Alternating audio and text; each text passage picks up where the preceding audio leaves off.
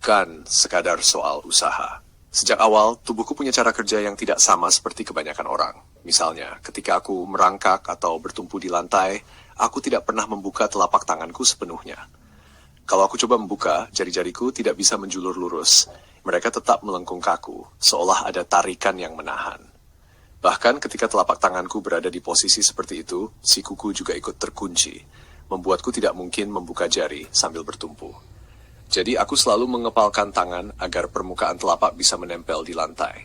Kalau ada yang bertanya kenapa tidak dilatih supaya normal, jawabannya sederhana, mungkin saja itu bisa dilatih. Jika sejak awal ada metode yang tepat, pendampingan yang sabar, dan bimbingan untuk memahami tubuhku sendiri.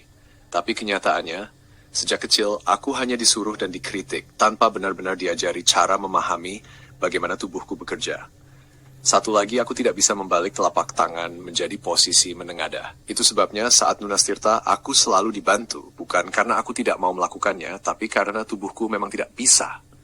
Masalahnya, orang sering memasukkan semua keterbatasanku ke dalam satu kotak besar, bernama kurang usaha.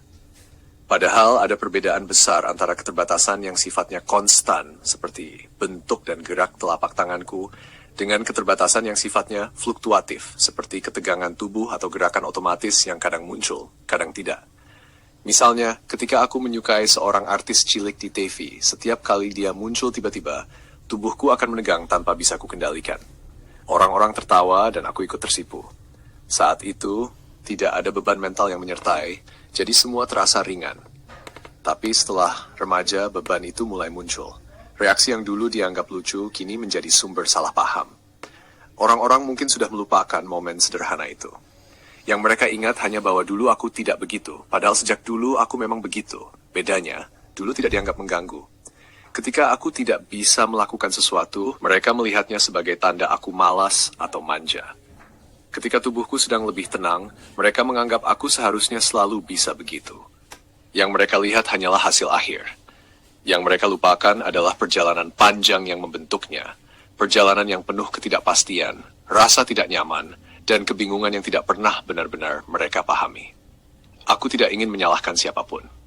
Aku hanya ingin diingatkan bahwa tidak semua hal bisa diubah hanya dengan usaha lebih keras. Ada hal-hal yang memang butuh dipahami, disesuaikan, dan diterima, tanpa mengurangi rasa hormat pada perjuangan yang sedang aku jalani setiap hari.